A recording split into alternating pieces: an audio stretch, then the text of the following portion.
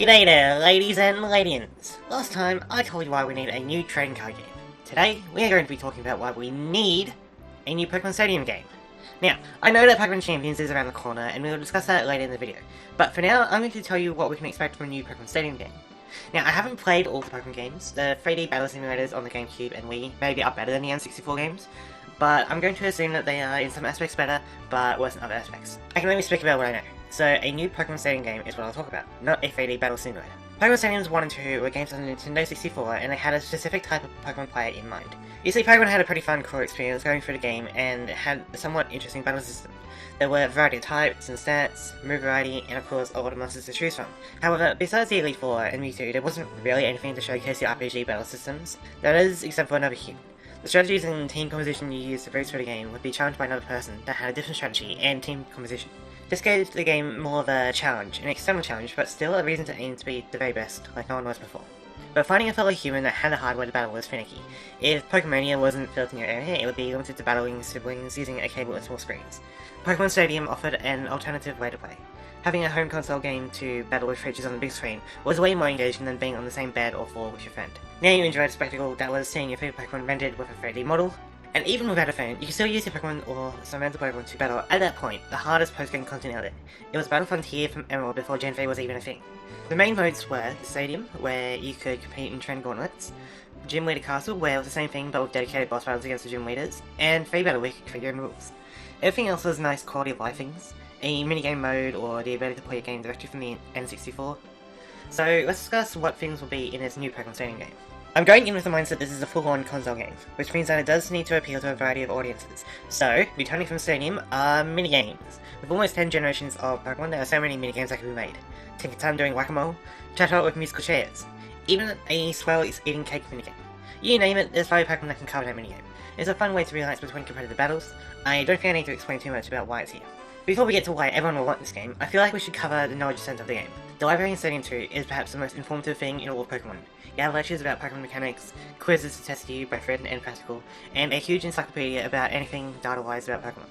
With all the information given, you can get a good understanding of team composition without opening Bulbapedia.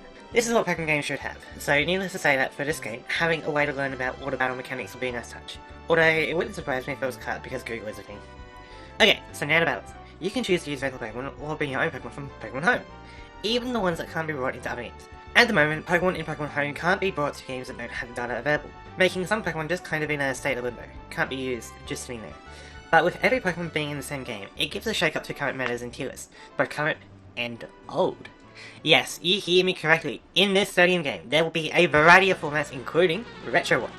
Want to relive Gen 2 era? Perhaps you enjoy rotation battles or inverse battles. In this game, if it happened at one stage, it can happen again. But let's go crazier. Let's include newer Pokemon in older formats. We can have Pokemon without hidden abilities of Gen 5, or maybe missed the level mechanics of Gen 5. Retrofitting new Pokemon into older rule sets would be chaotic, but fun. The only gen I don't think would go too well is going back to Gen 1 with the Merge special set, but otherwise, it's fair game. Battles without abilities or items, reversing the physical or special split of Gen 4, what Pokemon would dominate such metas? It's really anyone's guess. Megas, Z-moves, Dynamax, Terastallization, why not have them all in the same game? Anything and everything will be its own option, creating countless ways to battle. There will be pre-built rule sets, but in free battle mode, you can go crazy with it. Why not, you know? The main reason why not, I suppose, would be the popularity. This game already appeals to a niche of the Pokemon community. I doubt people would be further interested in Triple Battle Gen 8.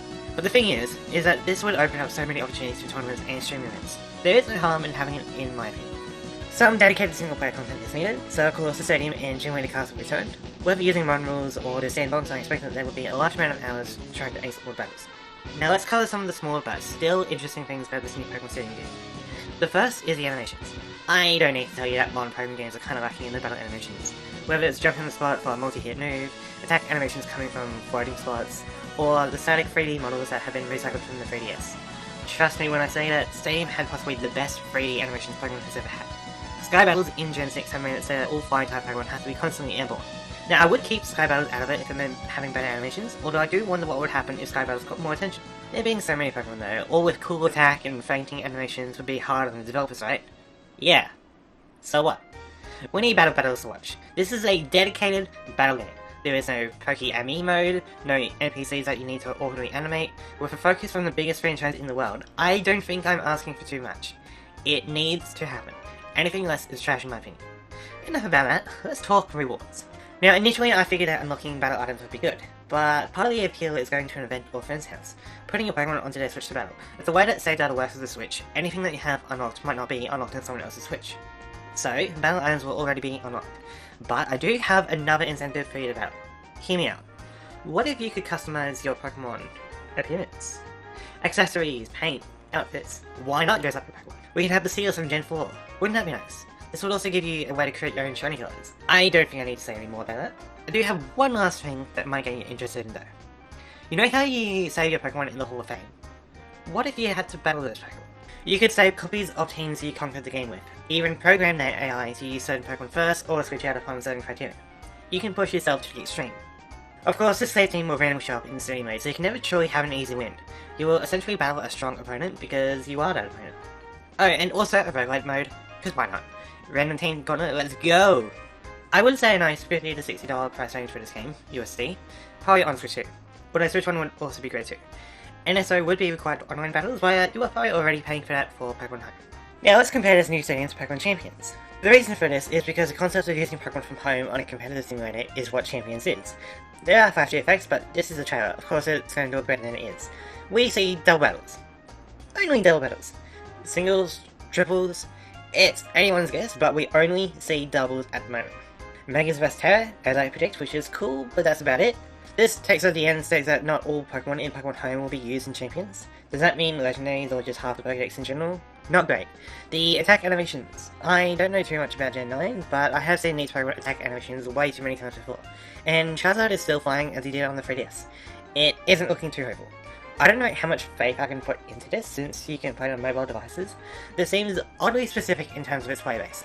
I imagine competitive players are the target audience, having tournaments and events played out. I just have to wonder why Pokemon of all companies is letting you play this for free. There's gotta be some kind of microtransaction in it. Maybe it'll be for cosmetics, perhaps a skip time limits on how many times you can battle. Who's to say? It just sounds too good to be true that they would have service for this without charging a dime for it. But what do you guys think? Does my idea of a new Pokemon Stadium sound interesting, or are you more excited for Pokemon Champions? You can let me know down in the comments below. I would like to thank you for watching. I'll see you later.